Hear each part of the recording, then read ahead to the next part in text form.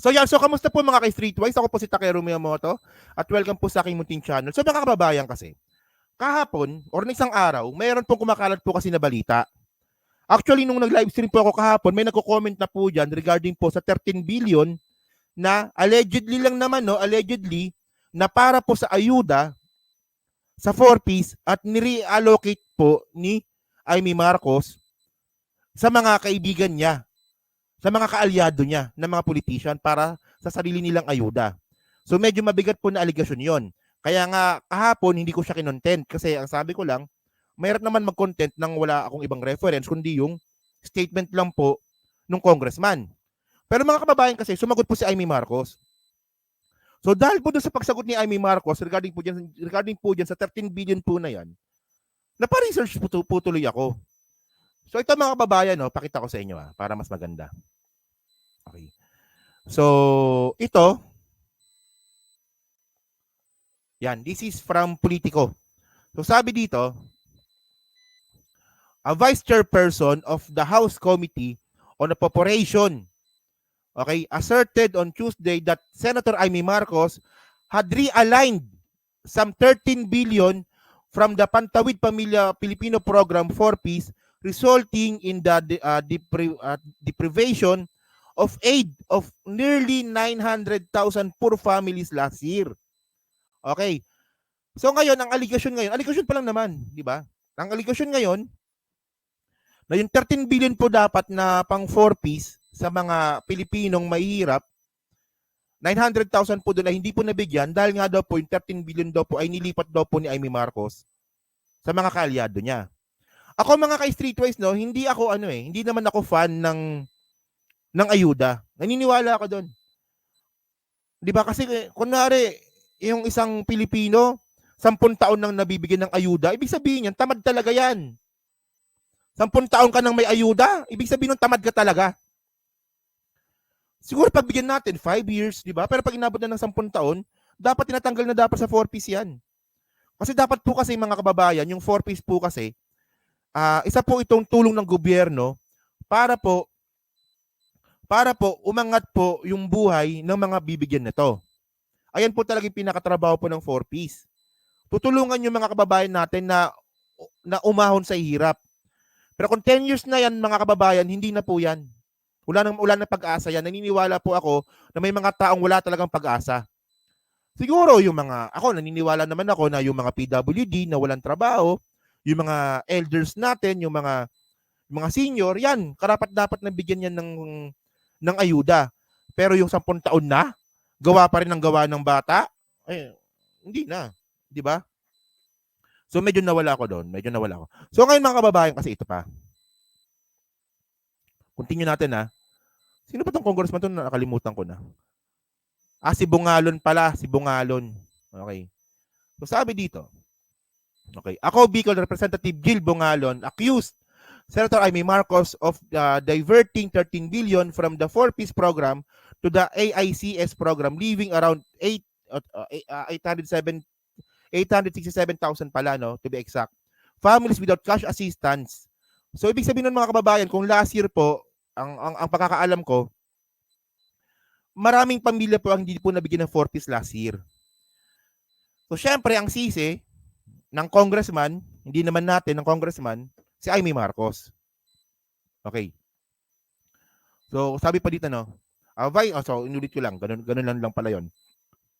And then mga kababayan, sabi pa dito, no, ito yung mabigat eh. Okay. Ako, Bicol Representative Gil Bungalon, said Marcos reallocated the funds to the Assistance to Individual Crisis Situation, AICS program, which she and her allies, like Vice President Sara Duterte, distributed on their chosen beneficiaries. So kaya ako nga sinabi ito mga kababayan na mabigat to kasi hindi ko ito kunutan kahapon. Kaya ako nabanggit na mabigat ito kasi ang paratang tinanggalan po ng 13 billion yung 4-piece at nilipat po ni Amy Marcos sa mga kaibigan niya, especially po kay Sara Duterte. Yan, so kinonfirm naman yan ng Senate na totoo daw po 'yon, di ba? So medyo mabigat. So, kahapon pa nga po ako naghahanap ng evidence, 'di ba? Kung ano ba, may totoo ba 'to? Kasi kung yung statement lang po ni Gil Bungalon yung paniniwalaan natin, napaka-unfair naman nun. So, okay na sana yan eh. Okay na yan eh. Kumbaga, pwede nang tapusin na lang dyan na, nagpaparatangan lang naman yung dalawa na yan. Yun nga lang kasi mga kababayan, sumagot si Amy Marcos. Ito galing to sa Facebook niya. Pero, mayroon pa dito. Sumagot din pala siya doon sa Facebook ni Daryl Yap. Yung pambansang asungot ni Amy Marcos. So, sabi ni Amy Marcos, shinare talaga ni Daryl Yap talaga, no? So, ang sagot ni Amy Marcos, pinagsasabi niyan, yung 8 billion sa 13 billion na yan, pinakinabangan pa rin yan sa AICS supplemental feeding. Okay. Mga malnourished dahil sa COVID, kalahi, community livelihood, and QRF disaster fund.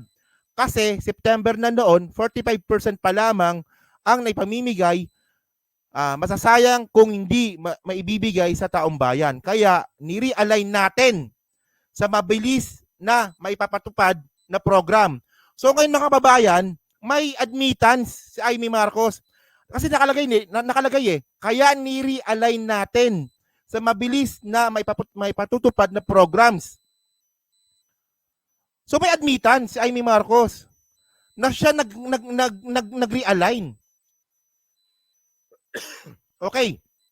So ang punto dito mga kababayan, kung 45% lang po pala yung pera sa 4Ps, yung nabibigay, ibig sabihin nun, merong 55%. Ang punto nga dito mga kababayan, yung pera na yan ay para po sa 4Ps. Bakit na-realign? Ayan ang punto natin dito. Kasi mga kababayan po kasi, yung ayuda po na yan, nabubulukan po talaga ako dyan kasi po, ginagamit po ng mga politiko yan para po sa pasimpleng, di ba, pasimpleng pag-eepal. Nagkakaroon po ng utang na loob yung taong bayan kasi namimigay ng ayuda. Na in the first place, dapat po kasi mga ka-streetwise, hindi dapat po namimigay ng ayuda yung mga legislative na congressman at saka senador natin. Ako nagiging fair ako pati congressman binabanggit ko na. Kasi ang trabaho po ni Amy Marcos at saka po ng mga senador, pati po ng mga congressman, gumawa po ng batas at saka gumawa po ng budget. So ang punto dito, bakit kayo yung mamimigay? Dapat po yung mamimigay po niyan is yung executive branch. Kaya nga executive to execute. Execute. Sila mag-execute ng ginagawa ninyong trabaho sa legislative. So nangyayari niya, nagiging epal na lang kayo dyan. So ngayon, ang punto ngayon natin dito, 55% na dapat sa 4Ps. Nabigay daw po, na realign daw po ni Amy Marcos. Inamin niya. So ngayon mga kababayan, hinanap ngayon natin dito. So kasi ang allegation kasi ni Bungalon, medyo hindi maganda yung pangalan niya, Bungalon. No? ang allegation kasi ni Bungalon, nabanggit niya nga po si Sara Duterte. So ngayon, ang ginawa natin mga kababayan, tininan po ngayon natin yung GAA ni Sara Duterte. Yung Office of the Vice President. So ito po yung GAA po ni Sara Duterte. Ibig sabihin po ng GAA, ito po yung budget po ni Sara Duterte noong 2023. So ang budget po ni Sara Duterte noong 2023 po ay 2.3 billion pesos. Ayan no. 2.3 billion pesos po yung budget nga po ni Sara Duterte last year. Sa ano lang to sa Office of the Vice President lang to iba pa yung sa DepEd.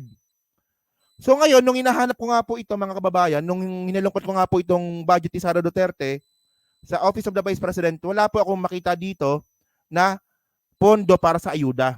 Wala, hinanap ko yan. Sigurado po ko dyan.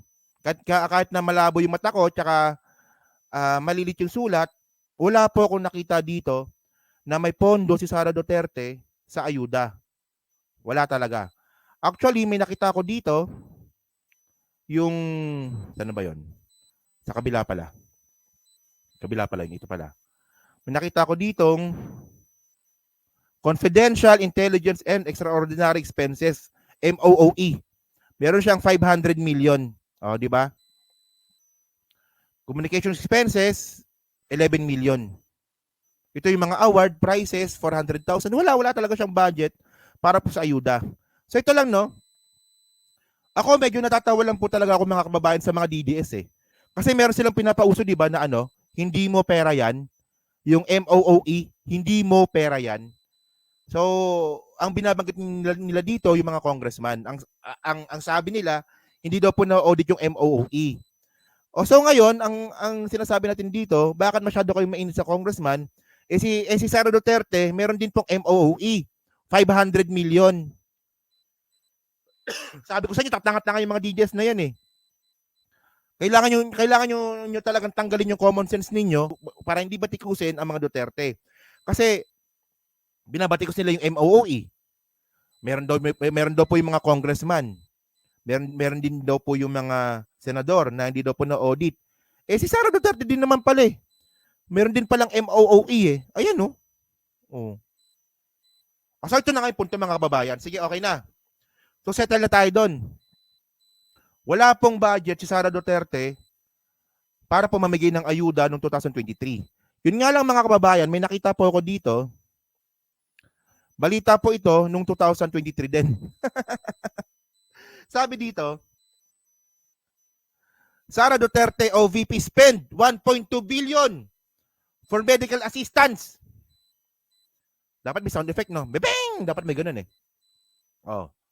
The Office of the Vice President has spent more than 1.2 billion under its medical assistance program to help underprivileged Filipinos with their healthcare needs, Vice President Sara Duterte said Monday. So pinagmalaki niya pa talaga na meron siyang 1.2 billion galing mismo sa OVP. At least sa tingin ko nagigets nyo na mga kababayan, no? Medyo gets nyo na, no?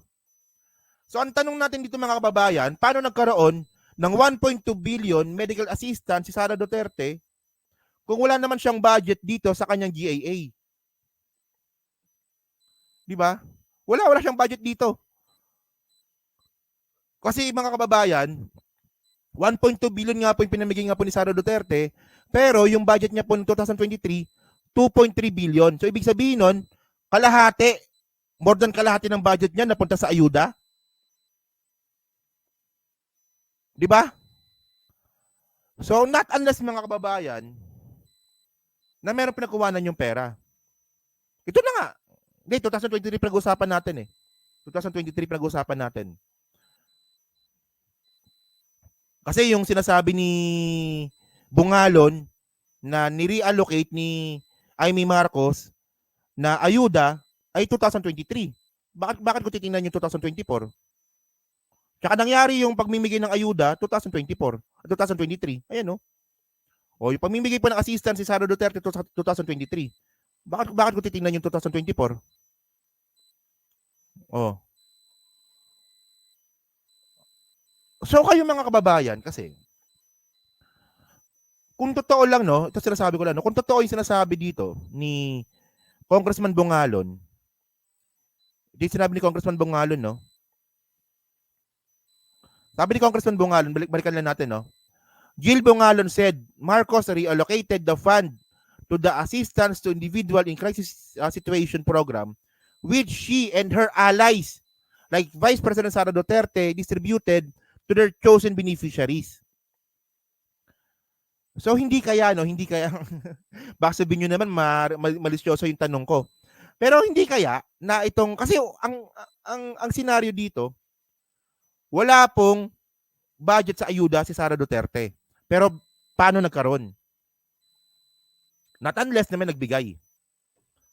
Not unless na ito ay galing sa ayuda, galing sa 4Ps. Di ba? So, question ko lang naman to kasi nagko-connect lang naman tayo dito. Yung question dito, bakit merong ayuda si Sara Duterte na 1.2 billion? 2.3 billion lang naman yung budget niya. At wala pong nakalagay sa GAA niya na mamimigay siya ng ayuda. So, ayan po talaga yung pinakapangit po talaga sa ayuda mga kababayan. Hindi ako nagsabi niyan ha. Si Babalo ang nagbigay. So, ayan nga po kasi pangat sa ayuda mga kababayan. Nagagamit po kasi ito sa pamumulitika. Tingnan ninyo. Si Amy Marcos, yung mukha niya palaging nandun. O, mamimigay ng ayuda, mukha niya palaging nandun. O. Hindi niya naman trabaho yun. O, di ba? Hindi lang si Amy Marcos, marami sila. Yun nga lang si Amy Marcos, yung palagi ko nakikita. Ewan ko siguro masyadong nakaharang siguro, no? Kaya ganun. Yan. So kayo mga kababayan, no, ano masabi nyo nga po dito sa aligasyon? Aligasyon pa lang naman to, hindi naman tayo nang bibintang, di ba? So ano masabi nyo nga po dito sa aligasyon nga po ni Congressman Bungalon na yung 4-piece na budget is maraming hindi nabigyan last year at nilipat ito ni Amy Marcos sa mga kaalyado niya na si Sara Duterte. Naniniwala ba kayo doon? So ayan, no. So dyan po sa Team Replays po, paki-comment na lang po sa baba. At dyan po sa natitirang 1,100 po na nanonood. Thank you po sa patuloy po na pagsuporta. Kung may time po kayo, pa-nood na lang din po ng mga replays. Pa-like na lang din po, tsaka pa-share. So thank you po, no. Inabot na naman po ako ng 1,000. No? So it's a pleasure mga kababayan talaga na patuloy po kayong nagtitiwala po sa inyong lingkod. Thank you po talaga, no.